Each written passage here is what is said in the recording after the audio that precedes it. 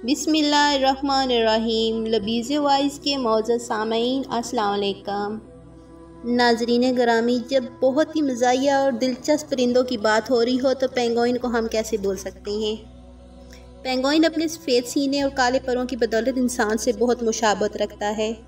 जब आप पहले इसको देखेंगे तो ये तासर लिए बगैर ना रह सकेंगे कि अरे ये तो सफ़ेद कमीज़ और काले सूट में मलबूस अच्छा खासा आदमी दिखाई देता है। और हकीकत में ये है भी ठीक। जब ये अपने जिस्म को सीधा खड़ा करके अपनी दो टांगों के सहारे एक अजीब अंदाज से चलता है तो बिल्कुल एक मज़ाहिया अदाकार मालूम होता है।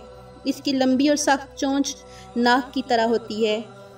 इसके देखने का अंदाज और जिस्मानी हेबत एक रवायती किस्म के अदीब से मिलती जुलती है। जब ये कोई गैर मामूली चीज़ देख पाता है तो अपनी गर्दन एक आलमाना अंदाज में झुकाता है, फिर कभी एक आंख से और कभी दूसरी आंख से देखते बड़े इनमाक और तनकीदी निगाहों से इसकी जांच पड़ताल करता है। इस वक्त ऐसा महसूस होता है जैसे कोई महक़क़ किसी तहकीक मसले पर गौर कर रहा हो। ये इंसान नमा परिंदा जेलीदार चौड़े पंजों वाले परिंदों की फहरिस्त में शामिल किया जाता है। ये कई एक चिड़ियाघरों का जाना पहचाना परिंदा है, मगर जंगली पेंगुइन बहर मंजमत जनूबी की बर्फ़ में भी देखे गए हैं।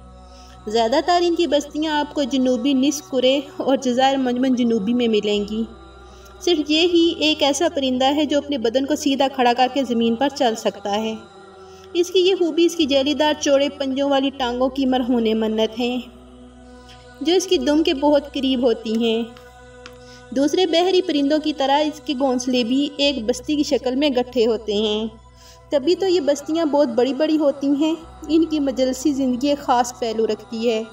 जैसे ही अंडे देने का वक्त करीब आता है अक्टूबर और नवंबर में, तो कुछ पेंगुइन मौजूद जगह तलाश करने निकल पड़ती हैं और धीरे धीरे तमाम अंडे देने वाली इस जगह पहुंच जाती हैं।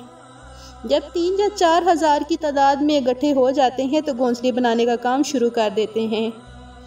घोंसले पत्थरों से बनाए जाते हैं और घोंसले बनाने में इतने मसरूफ़ होते हैं कि ये खाने पीने और बाकी तमाम कामों को फरामोश कर देते हैं। इन्हें ना खाने पीने का होश रहता है ना किसी और काम का। नर पत्थर उठा कर मादा के पास लाता है और मादा इनको एक गोल दायरे की शक्ल में तरतीब देती जाती है।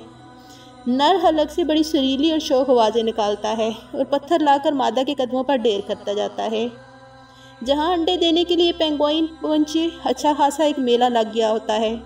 अमूमन एक बस्ती में 5 से 10 हज़ार तक परिंदे इकट्ठे होते हैं।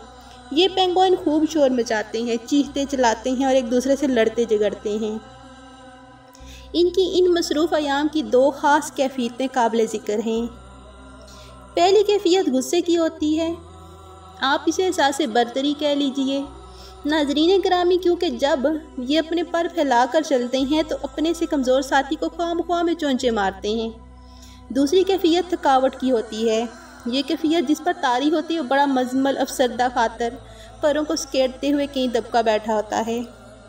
जब बस्ती कायम हो चुकी है और घोंसले तैयार करके इनमें घास फूस बिछा दी जाती है तो पेंगुइन तमाम वक्त अपने अंडों की हिफाजत पर सर्फ करते हैं। अंडों की हिफाजत भी कोई आसान काम नहीं होता, मुसलसल निगरानी करनी पड़ती है, क्योंकि कुछ हरीस लालची मुर्गाबियाँ इन बस्तियों पर जलगार करती हैं। ये जंग बहुत शदीद और लगातार होती है। जिसकी लाठी इसकी बेंस लूट मार करने वाली मुर्गाबियाँ जो गर्मियों में जनूब की तरफ हिजरत करती हैं, इस असना में इनका गुज़र औक़ात पेंगुइन के अंडों पर होता है। अगर हमला करते हुए कोई मुर्गाबी किसी पेंगुइन के मजबूत चोंच की गिरफ्त में आ जाए तो बेबस होकर रह जाती है और फिर पेंगुइन एक खूनख्वार जल्लाद का किरदार अदा करते हुए जहाँ एक पेंगुइन की चीख उभरी तमाम खतरे के मुकाबले के लिए तैयार। ये पूरे 3 हफ्ते भूखे प्यासे गंदे बुरा हाल मगर अंडों की हिफाजत के लिए चोंचे खोले और ज़ुबानें बाहर निकाले खड़े रहते हैं। हालांकि सामने थोड़े ही फासले पर बर्फ़ और पानी है जहां वो अपनी प्यास बुझा सकते हैं। जब अंडों से बच्चे निकल आते हैं तो इनकी ज़िंदगी में भी कुछ सुकून आता है। फिर वालिदैन पेंगुइन बारी बारी समुंदर पर जाते हैं और कुछ खा पी लें और अपने गंदे परों को साफ़ कर लेते हैं।